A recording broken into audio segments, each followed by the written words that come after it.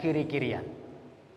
Supaya apa? Supaya bisa menjadi saksi, menjadi penyeimbang bagi semua umat.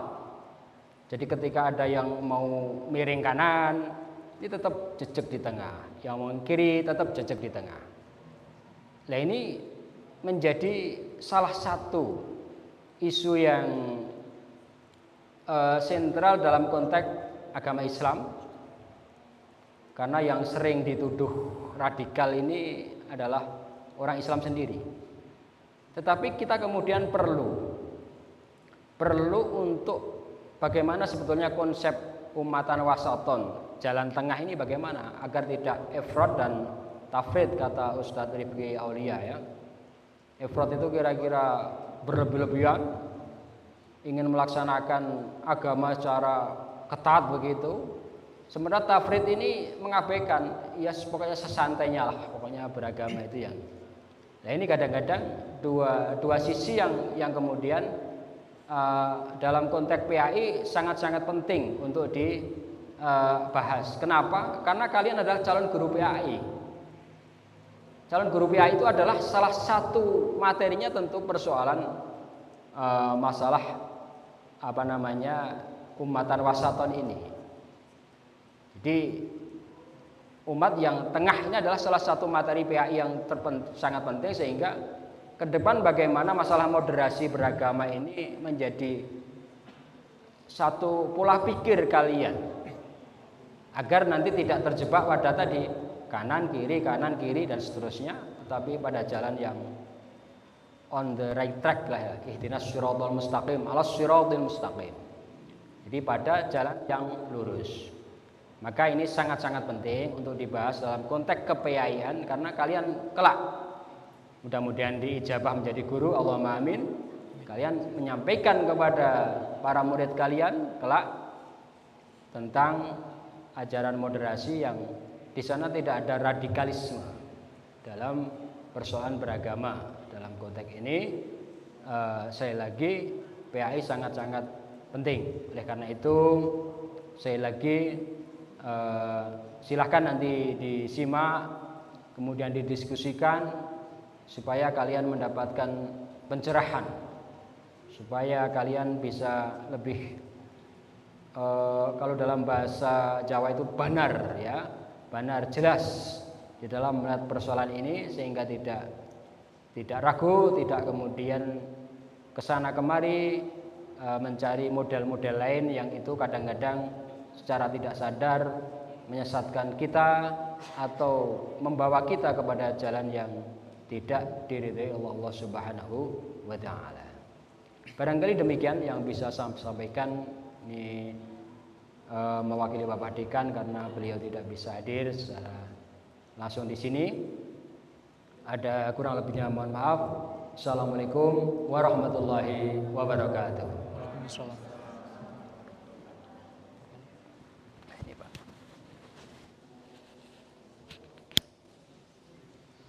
Terima kasih kepada Bapak Wakil Dekan, Bapak Fatur Rahman, yang telah menyampaikan materi. Untuk selanjutnya, materi yang selanjutnya akan disampaikan oleh Bapak Yusuf Amin Nugroho. Oke.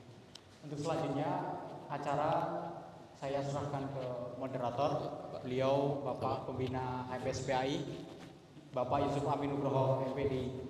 Kepadanya saya serahkan.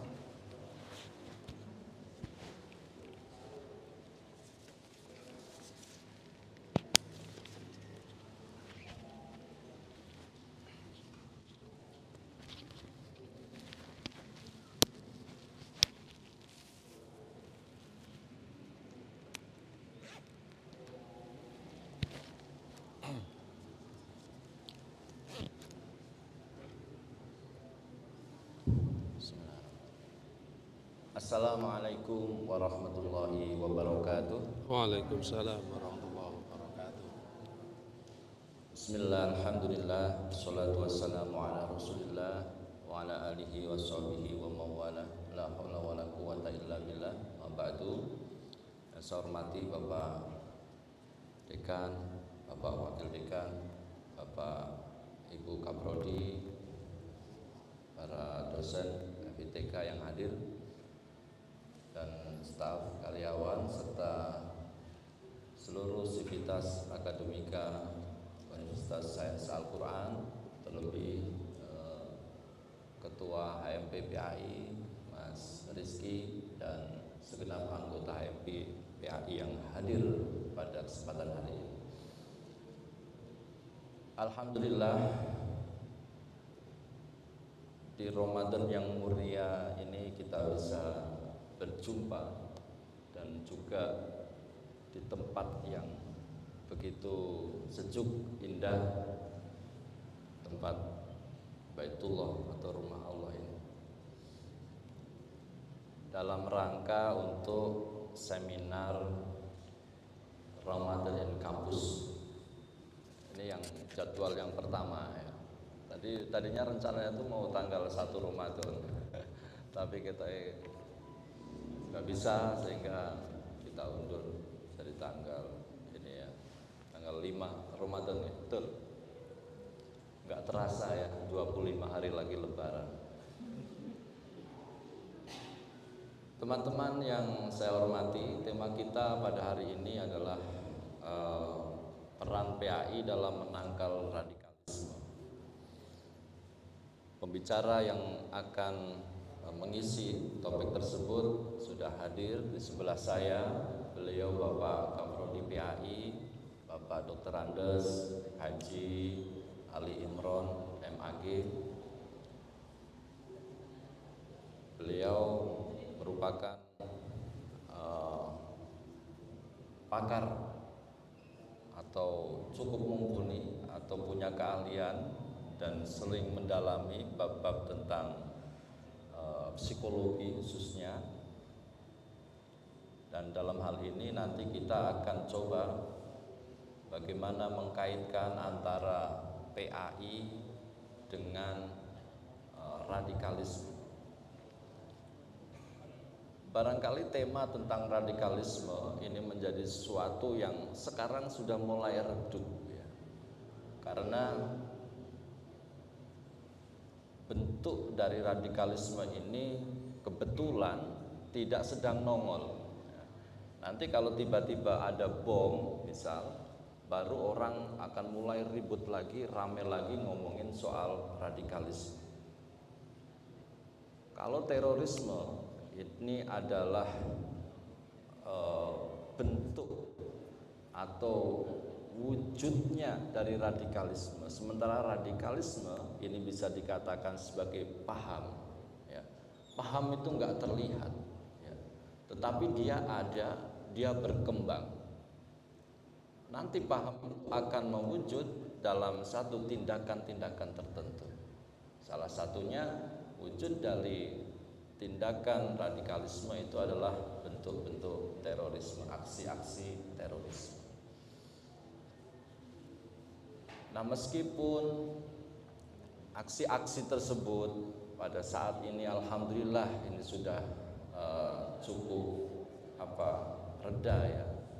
Kita dalam beberapa bulan terakhir tidak menyaksikan adanya aksi terorisme di tanah air, tetapi bukan berarti pembahasan tentang itu atau usaha-usaha dalam menyebarkan paham radikalisme itu berhenti ya. Bahwa usaha-usaha itu tetap ada dan bahkan dilakukan secara masif melalui ya, banyak pintu-pintu ya. Salah satunya adalah melalui lembaga pendidikan. Oleh karena itu teman-teman mahasiswa khususnya mahasiswa PAI ini penting saya kira untuk kita diskusi bersama terkait dengan topik bagaimana menangkal radikalisme melalui pendidikan agama Islam. Oleh karena itu silakan saya serahkan kepada Pak Ali Imron untuk menyampaikan materi.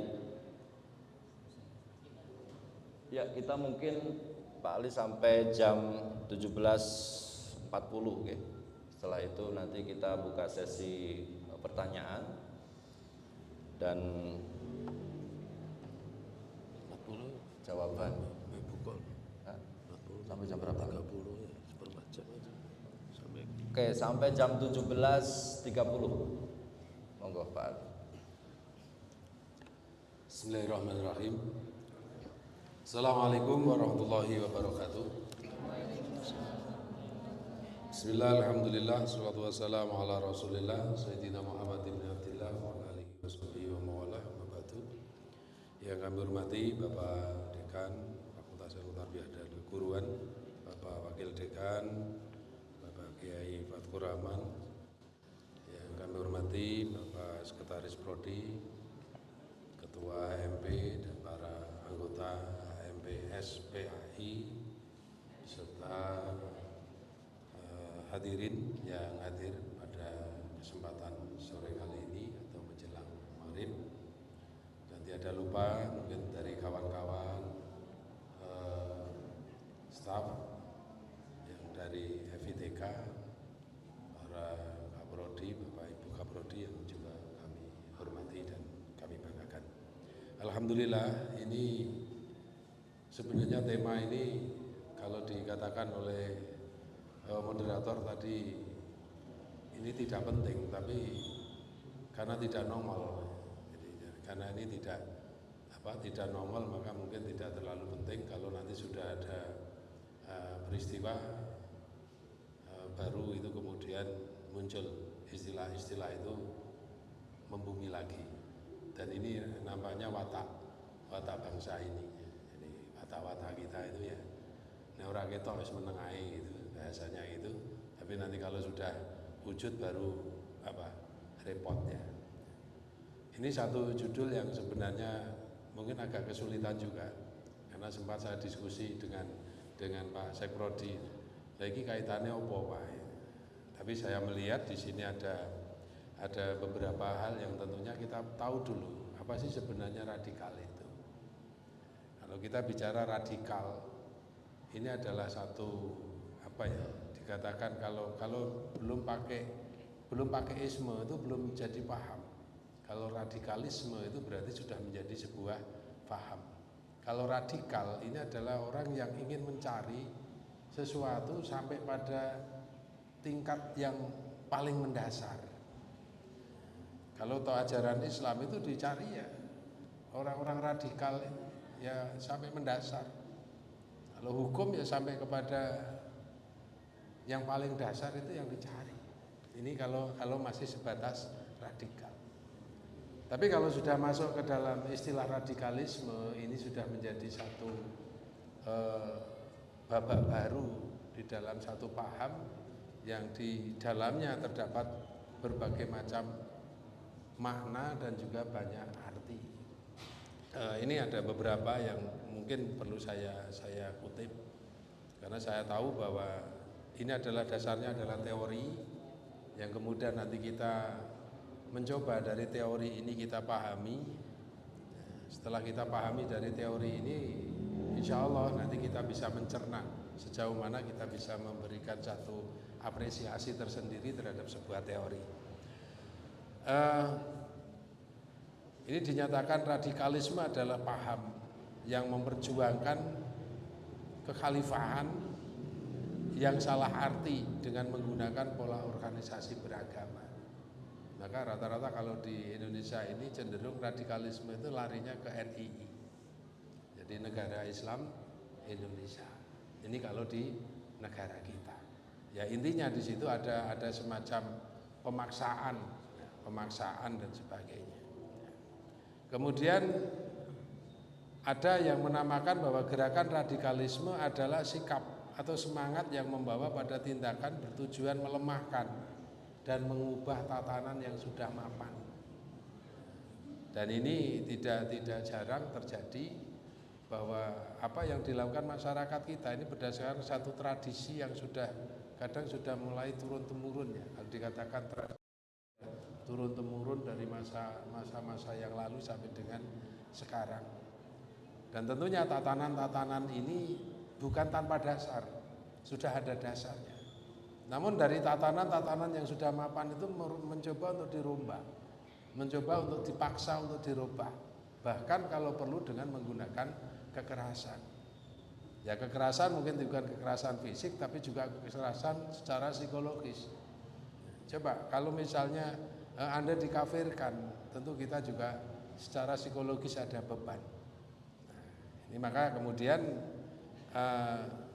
ada yang menyatakan bahwa radikalisme adalah satu paham yang dibuat oleh sekelompok orang yang menginginkan perubahan dan pembaharuan tatanan sosial politik secara drastis. Yang lebih parah itu dengan menggunakan cara-cara kekerasan.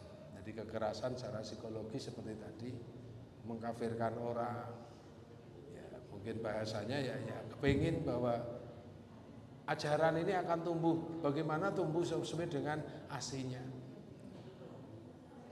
Dan ini yang lebih frontal lagi, barangkali mungkin ini ada ciri-ciri dari radikalisme. Ciri-ciri radikalisme yang pertama adalah mengklaim bahwa kebenaran tunggal dan menyesatkan kelompok yang lain yang tidak sependapat. Ini yang sering terjadi. Di masyarakat itu sudah mulai ada tanda-tanda itu, bahwa kalau dia merupakan orang yang punya pendapat yang mungkin dinyatakan lebih hebat, maka dia kepingin memaksakan pendapatnya. Artinya apa?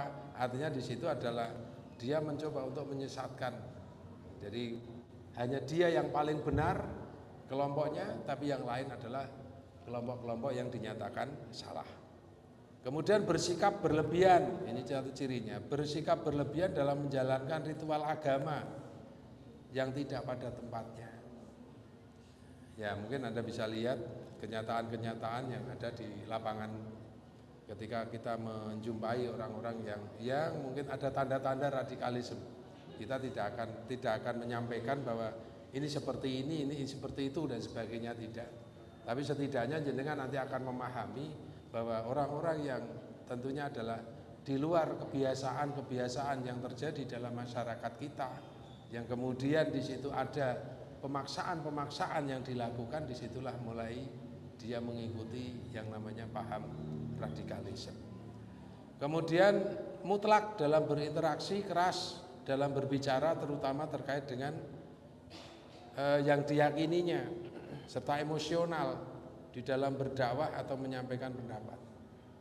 Ini satu-satu ciri-ciri yang barangkali nanti bisa kita analisis sejauh mana ciri-ciri itu benar-benar adanya. Kemudian ini yang paling gampang bisa dilihat ciri-cirinya adalah mudah mengkafirkan atau memberikan label takfiri atau kekafiran atau kelompok kepada seseorang atau kelompok yang berbeda pendapat.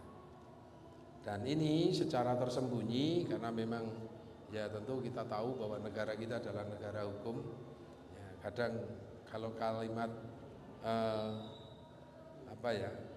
dalam Undang-Undang Nomor 5 Tahun 2018 tentang tindak pidana terorisme itu, orang-orang radikal itu rata-rata mereka anti dalam Pancasila. Dia tidak menyukai adanya Pancasila, anti kebinekaan, anti NKRI, dan anti dalam Undang-Undang Dasar 1945. Hanya memang kemunculannya memang tidak terlihat. Tapi di dalam keseharian dan sebagainya, dalam keyakinan mereka tentunya dia anti terhadap apa yang ada di negara ini. Tentunya adalah termasuk lambang dalam bernegara. Nah, ini kemudian apa yang harus kita lakukan? Jadi ada berbagai macam ciri-ciri tadi, apa yang harus kita lakukan? Tentunya kita sebagai seorang calon pendidik.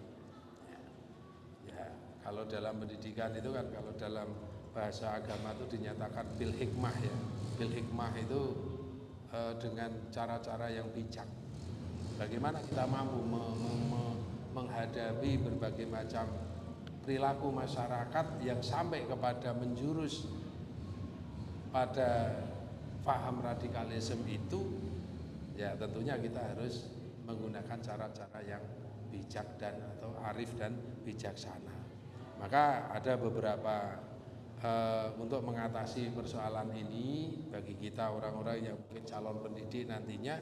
Yang pertama adalah bagaimana kita menghormati aspirasi mereka, kalangan Islamis radikalis ini melalui cara-cara dialogis dan demokratis.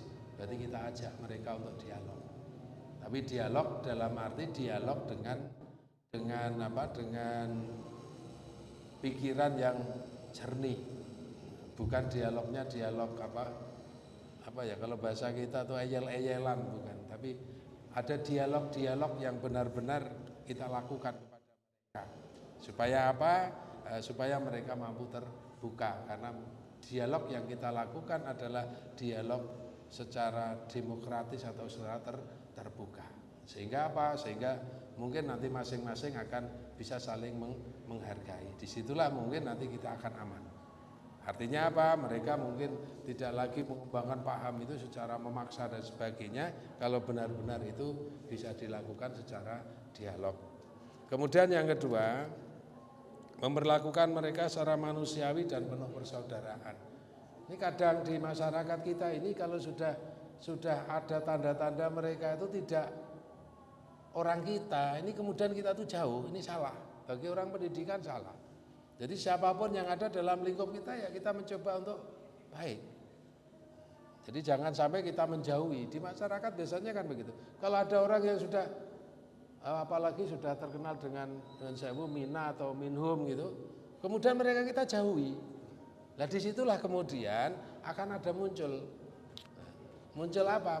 Muncul secara psikologis itu ketidaksenangan. Kalau sudah ketidaksenangan ini akan muncul, maka orang akan mencari cara. Mencari cara untuk apa? Ya tentunya untuk mengobati ketidaksenangan itu. Nah inilah yang tentunya menjadi bahan pertimbangan kita kepada siapapun. Yang namanya pendidik itu kan kepada siapapun. Karena apa? Karena memang menganggap bahwa kalau kita pendidik, menganggap orang lain adalah orang yang belum tahu. Mereka supaya kita bimbing, kita arahkan supaya mereka menjadi tahu dan menyadari. Ini yang paling penting. Kemudian yang ketiga, jadi tidak melawan mereka dengan sikap yang sama. Ini kalau dalam bahasa agama itu kan ya hendaklah kita selalu berbuat baik kepada siapapun, bukan hanya kepada orang yang berbuat baik kepada kita, bahkan kepada orang yang tidak berbuat baik kepada kita pun kita diminta untuk selalu berbuat baik. Tapi ini sangat sulit. Mungkin mudah diucapkan tapi sangat sulit. Oke. Kemudian yang keempat, nah ini, masyarakat diberikan kebebasan berpikir agar terwujud dialog yang sehat. Kalaupun toh mereka itu mengkritik, ya berarti konstruktif, sehingga berdampak empatik dalam antar aliran yang ada. Ini yang perlu kita tumbuhkan. Ini kalau tidak pendidik tidak bisa. Artinya apa? Orang yang sudah terbiasa menghadapi orang-orang yang memang kepingin tahu dan memang mereka tidak tahu dan ingin tahu. Dan ini cara-cara kita dengan cara yang halus. Kemudian menjauhi sikap saling mengkafirkan atau membalas pengkafiran dengan pengkafiran, ini juga tidak bagus. Kemudian yang keenam, mempelajari agama secara benar sesuai dengan metode yang sudah ditentukan oleh para ulama.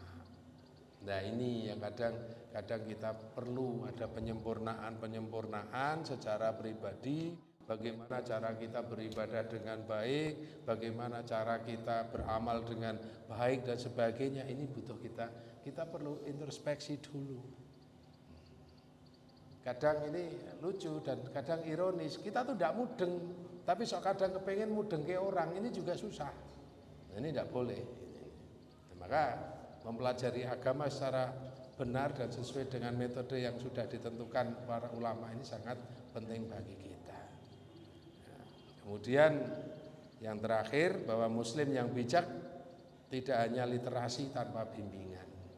Nah, siapa yang membimbing adalah Anda sebagai seorang calon-calon guru. Nah inilah tentunya menghadapi berbagai macam situasi yang barangkali mungkin kalau saat ini memang belum muncul, tapi paling tidak ada preventif, ada pencegahan dari kita sebagai seorang calon guru untuk apa? Untuk selalu membina, membimbing, mengawasi dan sebagainya pada masyarakat kita supaya mereka tidak terjerumus kepada paham-paham yang tidak diridhoi oleh Allah Subhanahu wa taala. Saya rasa itu mungkin Pak moderator, singkat tapi mudah-mudahan nanti bisa dipahami sampai tidak mudeng gitu maksud saya. Jadi dipahami sampai tidak mudeng, mudah-mudahan tidak mudeng saja. Ya, sehingga nanti penasaran mudengnya bagaimana. Terima kasih dari kami kembali kepada moderator nanti sebelum kami tutup. Terima kasih Bapak Ali Imron. Kok bisa pas 30 menit ya? Oh iya. 17.30. Orang jarak. Ya, tadi sudah disampaikan kalau sudah ada isme itu berarti dia sudah menjadi paham. Ya. Kalau radikal itu maknanya akan berbeda dengan radikalisme. Ya. Takjil itu beda dengan takjilisme. Ya. Ini paham-paham takjilisme. Kalau saya enggak, saya langsung ke menu utama. Wah, enggak butuh takjil. Baik, teman-teman dan para peserta seminar yang saya hormati, silakan saya buka cermin untuk teman-teman bisa bertanya kepada pemateri terkait dengan radikalisme dan PAI. Ya bisa strateginya, kalau tadi perannya ya bisa dikembangkan. Coba silakan. Oke, 1, 2, 3 aja ya. Satu lagi dari Putra, coba. Penanya, oke, 3. Belakang ya Mas, jenengan telah. Oke Mbak, silakan.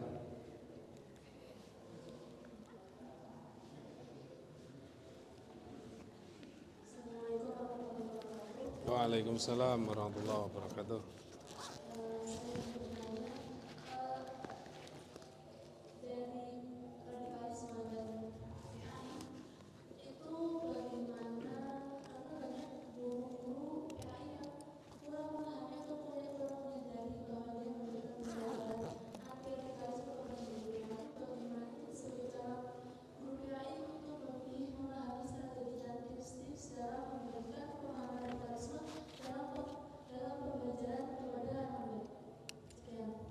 Mbak siapa ya?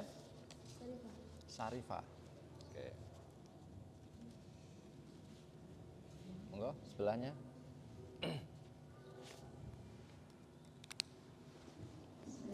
Assalamualaikum warahmatullahi wabarakatuh.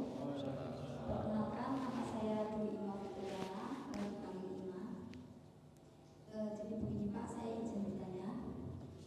Karena kita ketahui radikalisme itu kan merupakan salah satu atau menghancurkan gitu. Nah, mungkin kita sudah mengetahuinya di dunia nyata seperti ledakan bom dan lain sebagainya. Tapi dalam kenyataan sekarang atau yang sekarang ini digalakkan pada teknologi atau mungkin penyerangan di dalam dunia maya. Nah, tentu saja contoh-contoh radikalisme yang ada di dunia maya itu seperti adanya hasutan, fitnah, kebencian dan hoax yang lainnya yang bisa menyebabkan kehancuran mungkin tidak di agama Islam saja atau mungkin di agama yang lain.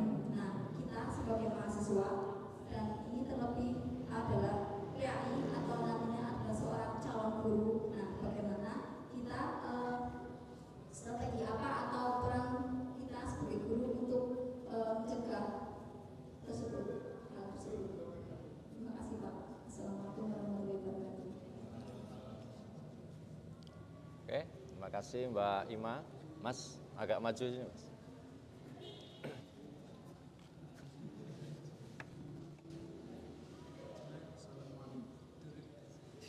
Assalamualaikum warahmatullahi wabarakatuh. Salam.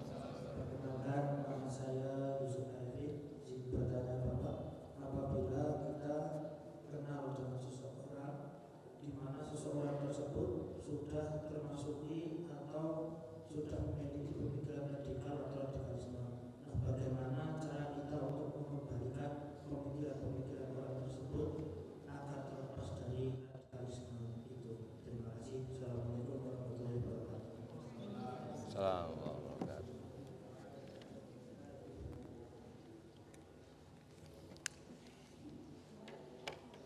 Baik, terima kasih. Pertanyaan pertama mungkin bisa langsung saja Pak Ali dari Mbak Syarifah. Ini tentang guru atau fenomena guru yang tidak paham atau tidak tahu tentang radikalisme, atau juga terkait dengan isu-isu yang sedang berkembang di masyarakat gitu ya. Kemudian yang kedua dari Mbak Ima yang biasa dipanggil Fatma. Iya. Ini tentang bagaimana strategi mencegah radikalisme ya, terutama para pelaku radikalisme di media sosial ya, dengan menggunakan media teknologi, bukan dalam arti radikalisme itu kemudian diterapkan dalam wujud bom atau yang lain, tetapi berupa tindakan-tindakan kekerasan berupa ucapan yang verbal ya. Kemudian dari Yusuf ya, sama Yusuf. Sama.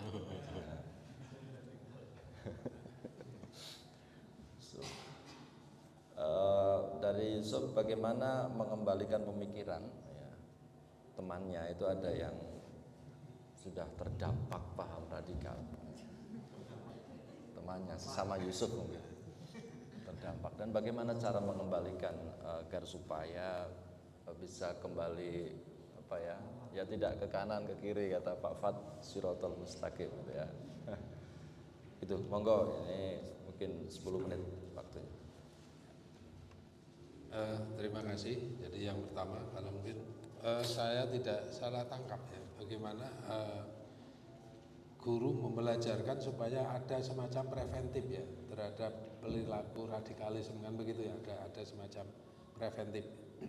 Nah ini butuh yang namanya apa ya?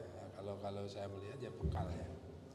Bekal dari mana? Ya bekal ajaran yang lurus. Arti yang apa yang disampaikan Bapak tadi, kita di samping kami kok ke sana.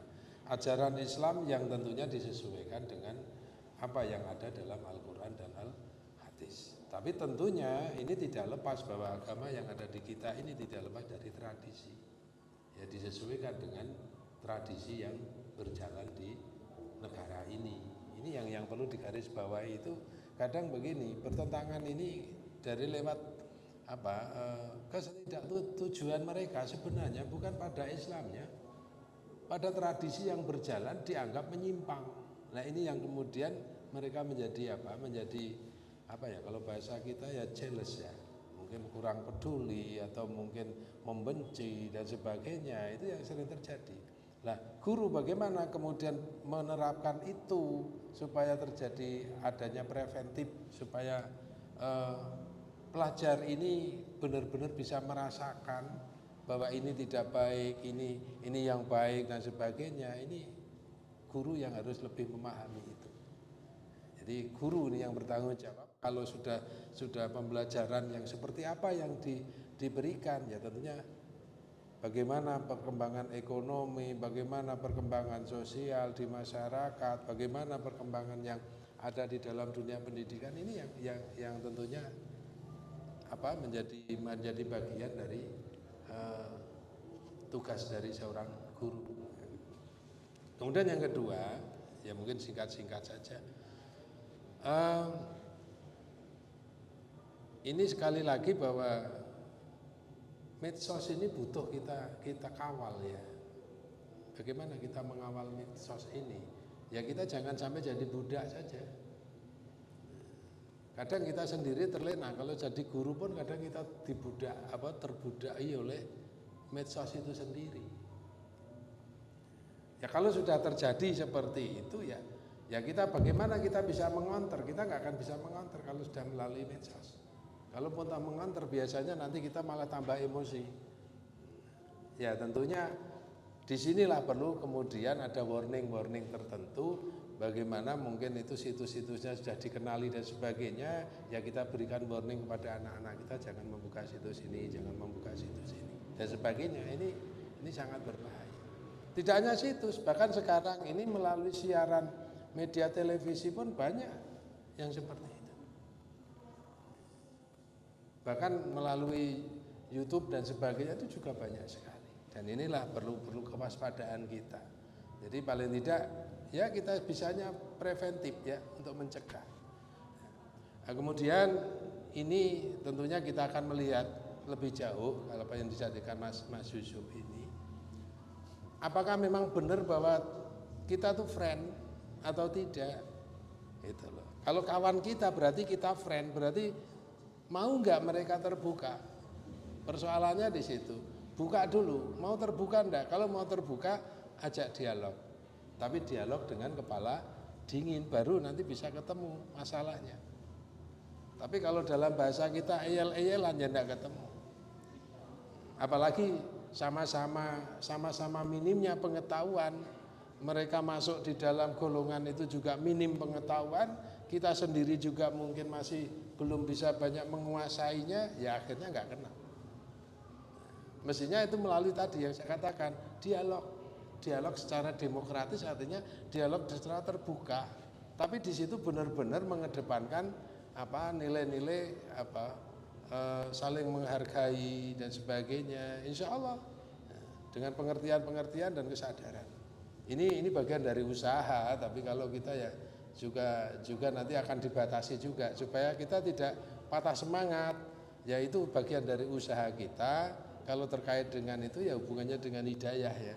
Jadi inna huda hidallah. Jadi hidayah itu ya hanya datangnya dari Allah saja. Tapi upaya kita, bagaimana upaya kita supaya mereka benar-benar yang awalnya terjerumus supaya mereka bisa kembali lagi.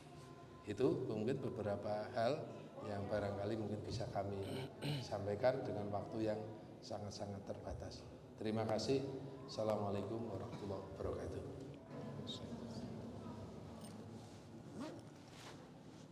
Terima kasih kepada Bapak Ali Imran sudah menjawab satu demi satu pertanyaan. Sebenarnya masih banyak ingin bertanya ya. Banyak yang penasaran. Tetapi karena waktunya ini sudah mau buka ya, jadi kurang arif kalau kita diskusi sambil buka, kan Mbak Pena ya.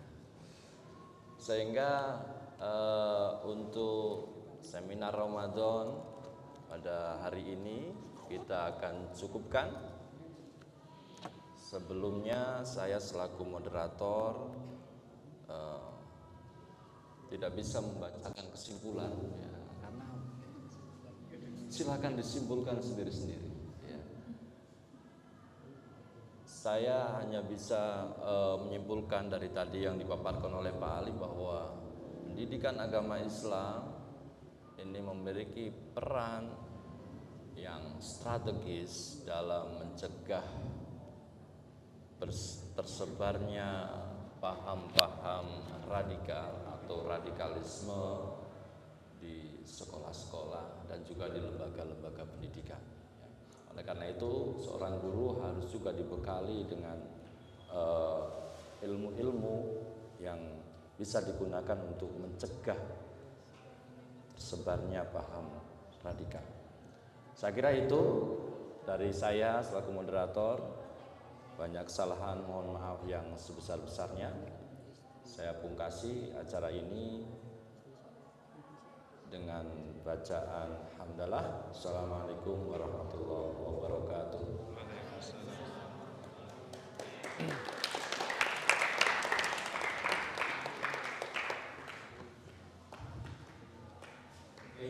Terima kasih kepada materi dan moderator, beliau Bapak Aproni Kiai, beliau Bapak Ibrahim Mandi, dan Bapak Yusuf Aminur Berhormati PPDI selaku pembina himpunan mahasiswa prodi program studi pendidikan agama Islam. Untuk acara yang selanjutnya adalah doa penutup yang akan dibawakan oleh beliau Bapak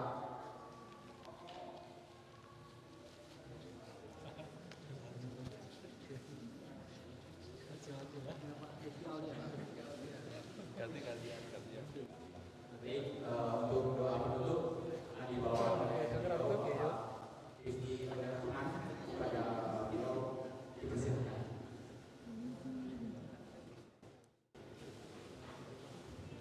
Di luar